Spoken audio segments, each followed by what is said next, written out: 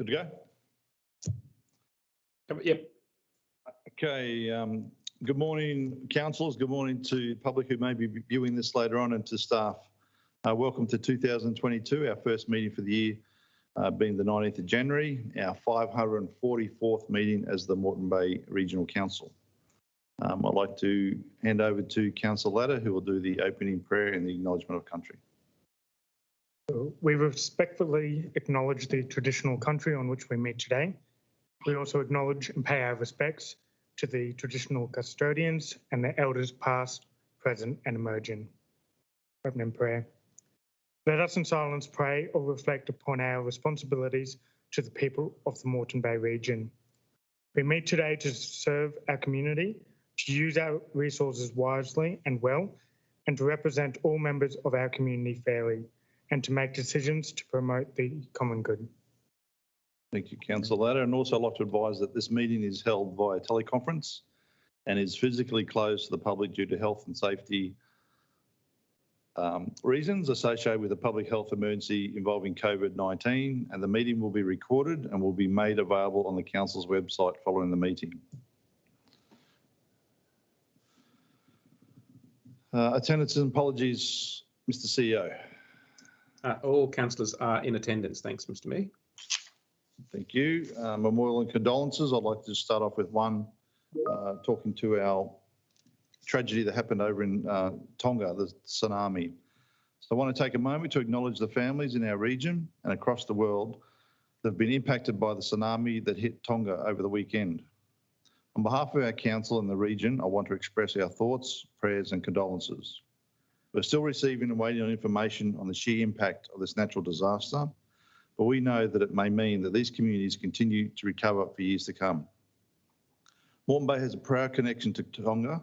A number of residents in our region have a deep roots there, and I know there are many families from Tonga, as well as those who have decided to call our region their second home.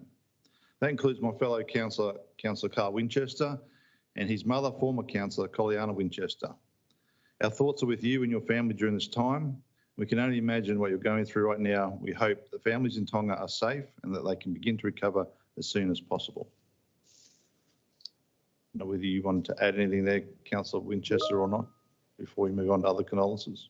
Yes, please. I'd just like to add to thank you, Mayor. I'd also like to share my condolences to those who have lost their lives following the earthquake and tsunami impacting the Kingdom of Tonga. It's been a very difficult time.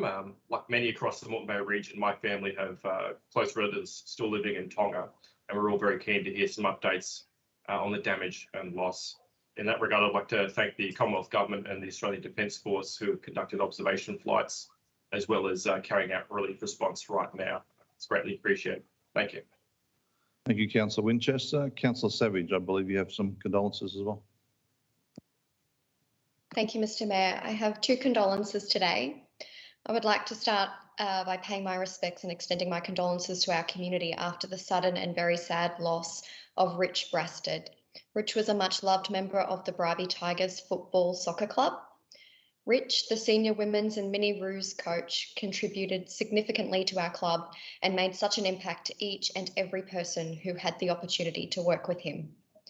Rich was a man of genuine kindness and positivity, a real people person and an inspirational character who created real energy and brought teams together.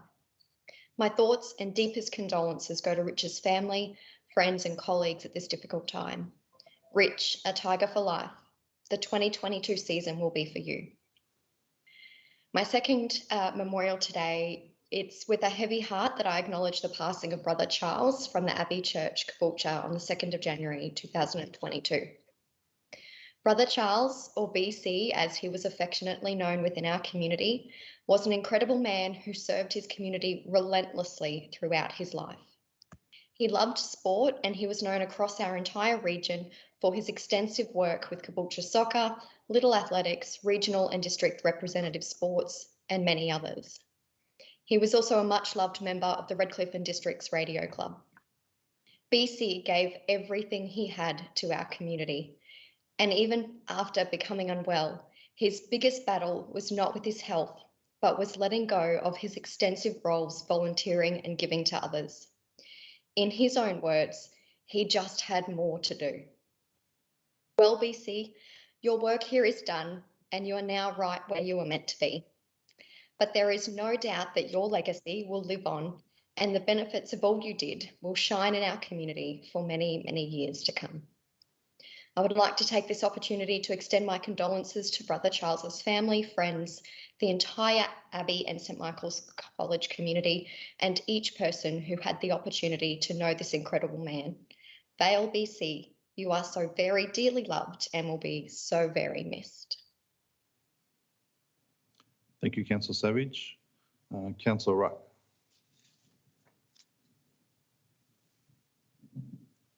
Thank you, Mr. Mayor. I'd like to extend our condolences to the families and friends of the 4 people who tragically lost their lives when a single-engine light plane crashed in the waters of Moreton Bay near the Redcliffe Aerodrome on Sunday, 19th of December 2021. The pilot, Robert, known as Roy Waterson, and passengers, Chris McCarno and Chris's 2 children, his 8-year-old daughter Lavinia and 9-year-old son Lucas. Mr. Watterson has been described as an extremely generous and larger-than-life character and a lifelong enthusiastic aviator who is respected well beyond the borders of Australia. He lived for his family and friends and was always generous with his time. Mr. Watterson was the founder of the Lincoln Group, a parent company of businesses supplying quarry, mining and forestry industries, and had customers across Australia, New Zealand, Papua New Guinea and the Pacific Islands. Chris McCarno was an employee for the family-run business. Mr. McCarno had been with the company for a short period, but had quickly settled in, developing several strong business relationships, a testament to his strong work ethic.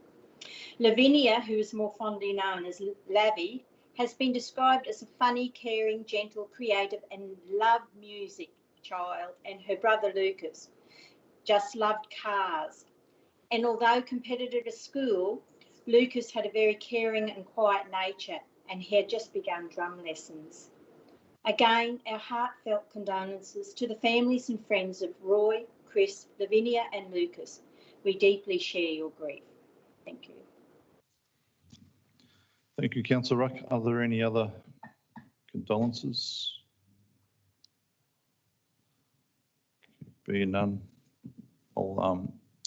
as we can't stand, we'll sit, but we'll have a minute's silence as we reflect on those people who've been mentioned who have passed away from our region, but also those other communities affected by tragedies that have happened, and to anyone else who has passed away in our region since our last council meeting.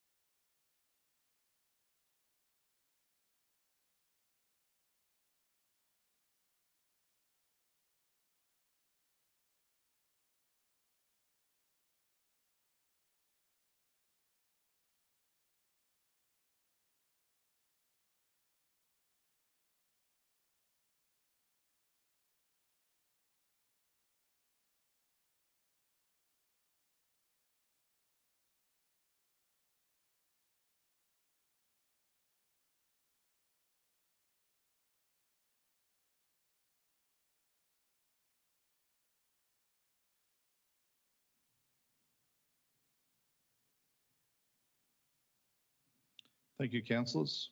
Thank you, staff. Next up on the agenda is the confirmation of the minutes from the 8th of December 2021. Can we have somebody please confirm those minutes were accurate and correct? Councillor Latta and Councillor Booth. Any questions or comments on those minutes, councillors? If not, all those in favour? Carried. Next item is petitions. Are there any petitions, councillors? Being none, we'll move to the next item, which is correspondence. Any correspondence, Mr. CEO? One item of correspondence, Mr. Mayor, as you all know, the 4th of December, the Electoral Commission conducted a by-election to fill the vacancy for Division 7 of the Council. And the correspondence we're tabling is received on the 20th of December. The Electoral Commission of Queensland provided Council with the notice of election result to inform Councillor Yvonne Barlow had been elected as a councillor. And we did the declaration of office on the same day, the 20th of December, 2021. Thank you, Mr. CEO. And I'd like to take this opportunity to welcome Yvonne to our little team of councillors here in the Moreton Bay region. And this being her first meeting, we congratulate you on the successful election and your crunch of a number of weeks crash course and trying to catch up to the differences that made. I know that you're a very experienced councillor from Pine Rivers days, 11 years as a councillor. You're also president of the Australian Local Women's Association for a number of years, and also a great entertainer and a singer. So I'll remember that when we have our councillor get-togethers, that we might need a sing-along or two to bring you forward. So welcome. Enjoy the ride for the next couple of years. That we've got some exciting things ahead of us as we go into 2022. I think that you'll enjoy your time here. You've got a great bunch of councillors here to support you and help you with any way we can. So welcome and congratulations. Thank you, Mr. Mayor, and also to the councillors for your warm welcome. And a very special thank you to the residents of Division 7 for electing me as their representative for this council for the next 2.5 years. It is indeed an honour and a privilege to play this important role for not just the residents of Division 7, but for the whole region. So thank you one and all, and yes, I hope you can sing. Thank you. Thank you, Yvonne. We have no community comment. Notices of motions. Do we have any notices of motions, councillors? None. Next. Sorry, was there one? No, sorry, Mr. Mayor, none. Okay. Next up, we have conflicts of interest notified to the CEO. So I'll hand over to Councillor Grimwade.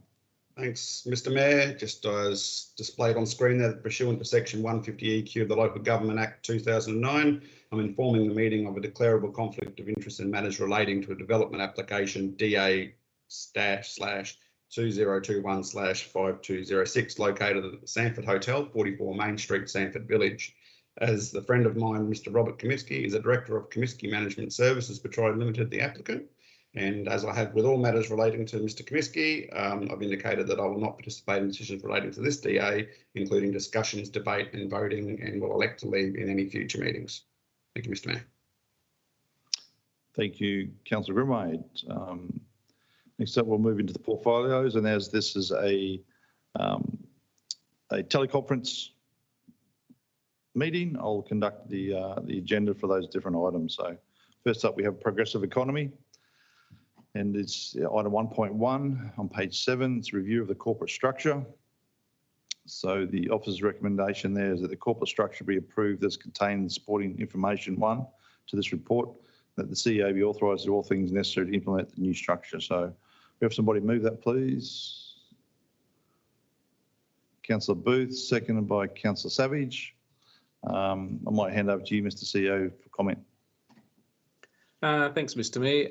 It's really two general issues in terms of the structure. One is rationalising and formalising the structure so that we have this cascading of directorates which contain number of departments, then branches and sections and units, and having that as the formal vernacular, if you like, for the organisational structure, and cleaning that up a little bit. And then secondly, converting what was now called strategy and advocacy department into external relations department. That's more a contemporary terminology, I think, for what external relations is.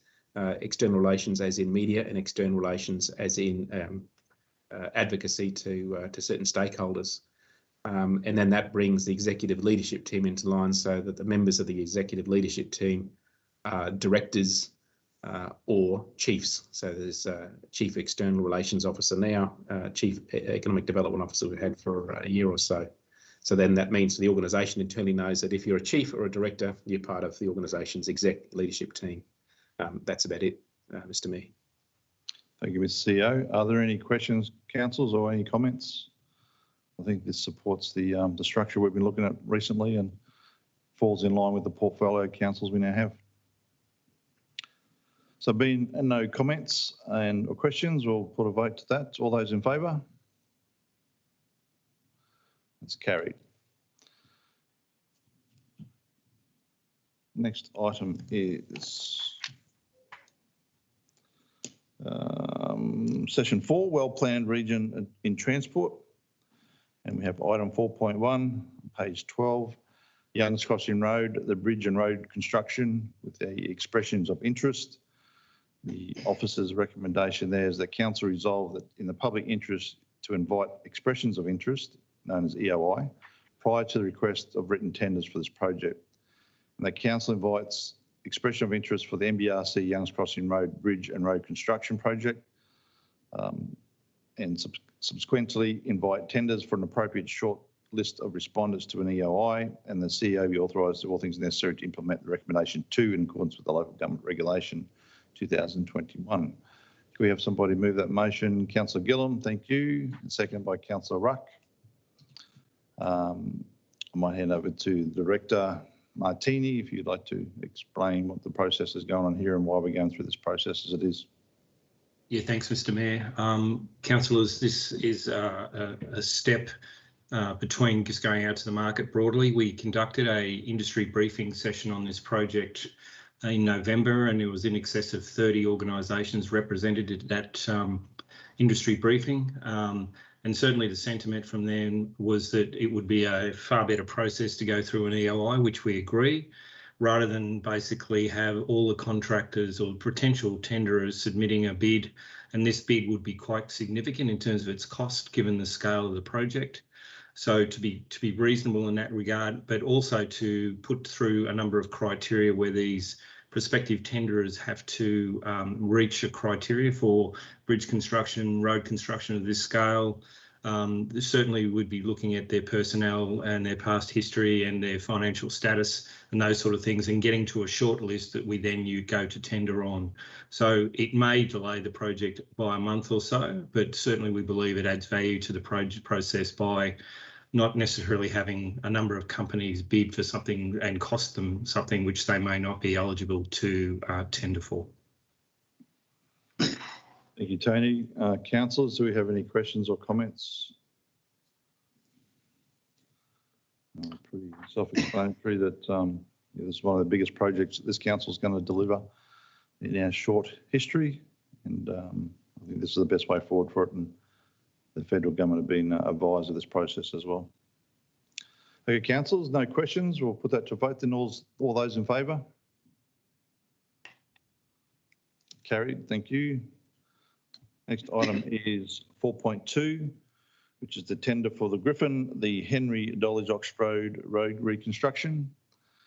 And the officer's recommendation there is that the tender for the Griffin Henry Dolly-Ox Road reconstruction project be awarded to Hazel Brothers for the sum of $10,707,235, excluding GST.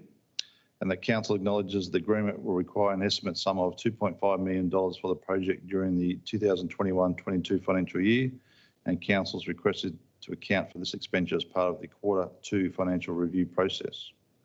B is that the agreement will require $12.2 million during the 22-23 financial year, which includes the addition sum of $2.45696 million, being the project shortfall. The council is requested to account for this future expenditure as part of council's strategic financial plan and the budget of the 22-23 financial report. The council enters an agreement with Hazel Brothers as described in this report. The CEO be authorised to take all necessary action, etc., and that the note that this project has been considered in accordance with council's procurement policy under the Competitive Local Business and Industry Initiative. So if somebody move that motion, please. Councillor Ruck, seconder, please. Councillor Hayne. Sorry, even I can see you there, but I can't see you on the screen. Okay, I might hand over to the Director again if you wish to make comment, please.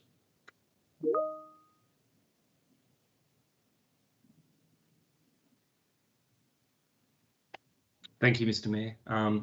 Again, this is a significant project for the council. It's been on the in the council's capital works program for a number of years. It has had an election commitment, a federal government commitment to the project of $4 million. And certainly the project has undergone some changes. Initially, it was designed with a T intersection, then got upgraded to a roundabout, and then it's been upgraded finally to a signalised intersection. You can see, councillors, on page 17 in the red, the scale of the project in terms of in Henry Road and Dolly's Rocks Road itself. So certainly over the journey in terms of the design, the extension into Henry to Dolly's Rocks Road has grown. And just if you note in that diagram on the page 17 to the right, there's a drainage culvert works which we need to undertake as well as part of the separately to the project. So it is a significant project in excess of $14 million. It will take approximately 12 months to construct. The council has ordered the pipe and the box culverts for the project. We did that 2 to 3 months ago. The contractor also couldn't deliver the pipe any quicker than we can. And at this stage, the information we've got from the suppliers is that the total from when we ordered it was 6 to 12 months. So we're not expecting significant work to occur on this site much before May of 2022. And as a result of the work that's undertaken on the actual pavement alignment itself, there will be side tracks that will accommodate traffic whilst significant work's done on increasing the capacity of the drainage system and lifting the roadway through there. So it will be quite a challenging project, but largely it is a much needed project. And certainly, I'll just finally, Mr. Mayor, just point out in section 3.11 on page 22 that council's certainly been dealing with Department of Transport and Main Roads for a number of years on this project, and certainly whilst there is still planning going in and around the area with the Moreton connector and those sort of things, TMR's advice to us that Henry Road, as per this report, will not become a stranded or short-lived asset. Excellent. Thank you, Tony. That's good news to hear that, because that was our concerns. We're going to spend a lot of the ratepayers' funds on a road that would be sacrificial and ripped up in a number of years when that northern connector goes in. So that's good to hear. Councillor Barlow had a question. Thanks very much, Mr. Mayor. I think this is marvellous. I left council 13 years ago, and this was a major issue then for the whole council. So it's really quite exciting that this is taking place. And I do understand the time restraints of acquiring the specialised culverts and pipes that have got to deal with the salt water and other influences around there. I'm also very pleased that the residents will still have 2-lane access. So this will hopefully not delay any of their trips backwards and forwards. So this is a wonderful thing to happen, and thank you to the federal government for their involvement too. Thank you. Thank you, Councillor Barlow. Councillor Hayne, got your hand up. Yeah, just wanted to just clarify with Tony the additional sum of 2.5 million that we had to put to the job. That is for change in scope. Through the chair, if I can. Yes, Councillor Hayne, predominantly that's the change of scope, like the intersection's been upgraded. Certainly there was late design changes as a result of the geotech work in and around the intersection and the drainage area. So certainly that's added to the scale. Where all these series of box culverts are located, the excavation has to go to a depth of 3.5 metres to get to reasonable material and bring it up, so it doesn't basically settle. So certainly that has added complexity to the project and cost. Thanks, Tony. I just wanted to check it wasn't a market spike or something along those lines, but we've got quite a few tenders, so I think it's well reflective of current market rates. And if the scope changes, well, obviously the price will. Thank you. Thanks, Councillor Hayne. Councillor Shipway. Thanks, Mr. Mayor. Well, my computer shut down right at the worst possible time. So we can't hear you, Councillor Shipway.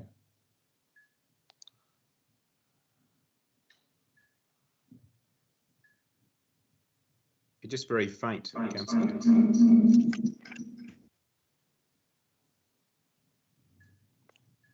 We can see you, but we can't hear you. I know you're probably excited about this project as well, given its connection to the Griffith Sports Complex that it's going in there as well. And you've been heavily involved with this project in support and getting going forward as well. So, Can you hear me now, Mr. yes, Mayor? we can hear you now. Yeah. Excellent, thank you. So, as I was saying, technology is working a real treat for me today. Firstly, I want to acknowledge the significant contribution from the federal government and Luke Howarth. Anyone that has travelled Henry Road knows that this upgrade is long overdue. The people of Griffin, with the development that has happened in there, this certainly will be a welcome addition to their community. I am pleased to read that we'll do our best to still have the 2 lanes open, because that particular community's just been through a huge upgrade of Braze and McClintock roads there in Griffin, and it has caused some significant grief to the morning and afternoon traffic peaks. The community will welcome the flood immunity, but also the intersection at Dolly's Rocks and Henry Road. Again, anyone that's travelled that in peak times knows it becomes a pseudo highway when there's a problem on the Bruce Highway, and yeah, it becomes quite unsafe. So very pleased with this project, happy with the scope as it's laid out, and looking forward to delivering the good news to our community, hopefully after today's meeting. Thank you. Thank you, Councillor Shipway. Being no other questions or comments, we'll put that to a vote. All those in favour? Carried unanimously. Thank you. And it's great to have the federal support for those 2 projects with a contribution to roads that are local government roads. Next up, we have item 6.1 is the Moreton Says Pulse Survey Report. The offer's recommendation there is that the report be received. So you have somebody remove that. Can we have somebody move that, please? Councillor Latta, seconded by Councillor Shipway. I'd like to hand over to Julie for comments, please, Julie.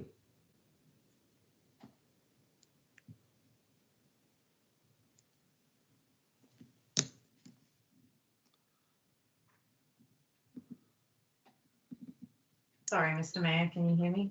Yes, we can. Yep. Yep.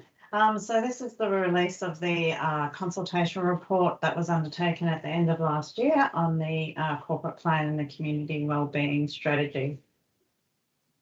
So we are asking council to approve that for public release as of after this meeting. So. Thank you, Julie. Any questions, councillors? This is in line with our 3-year program we've got in place to engage with the community, ask them certain questions on certain issues. This one's about the corporate plan and the community wellbeing strategy and the preparedness for our disaster events that we have throughout the year in the Moreton Bay region. Any questions, comments? Being none, we'll put that to vote then. All those in favour, releasing this report? Carried, thank you. Next item is the 6.2, the monthly reporting package for November 2021. The offer's recommendation there, the financial reporting package for the year to date ending 30th of November 2021 be received. So we have somebody move that, please. Councillor Shipway, seconded by Councillor Savage. Any comments or questions, councillors? The Director, do you wish to make any comment? Donna? Thank you, Mr. Mayor. No, the papers explains the major variances, and we're tracking well against budget to date. So there's nothing to add. Thank you. Any questions, councillors? Being none, we'll put that to a vote then. All those in favour? Carried unanimously. Next item is 6.3 on page 34. It's the 2021-22 systematic inspection program for regulated dogs.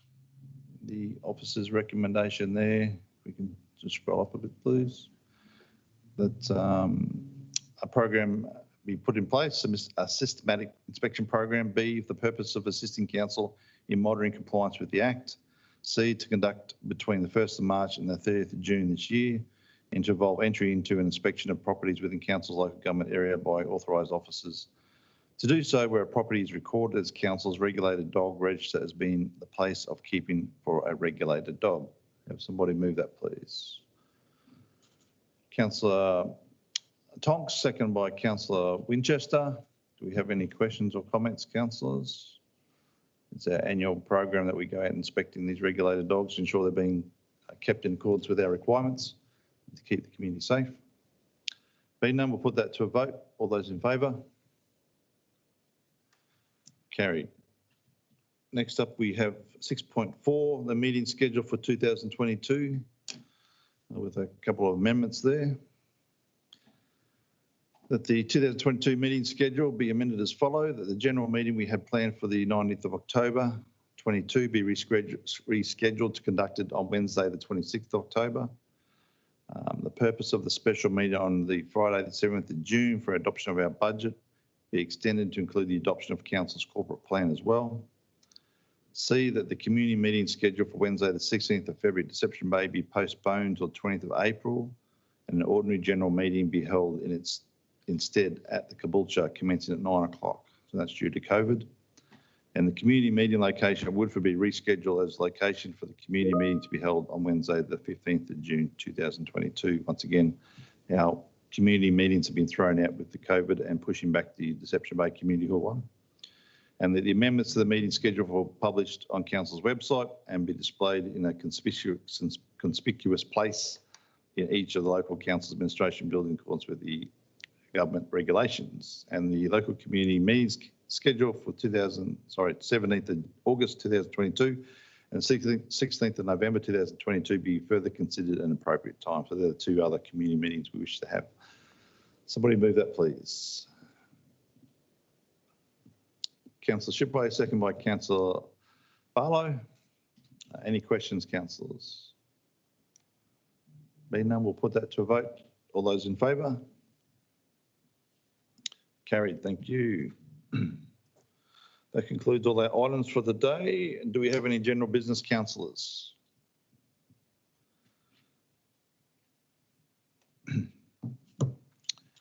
No general business? And we don't have any confidential items to consider today. So that concludes our first meeting for 2022. Thank you, councillors. Thank you to the staff and thank you to the public who may view this at a later date. Officially now close the meeting the 19th of January and look forward to the next meeting coming forward soon. Thank you.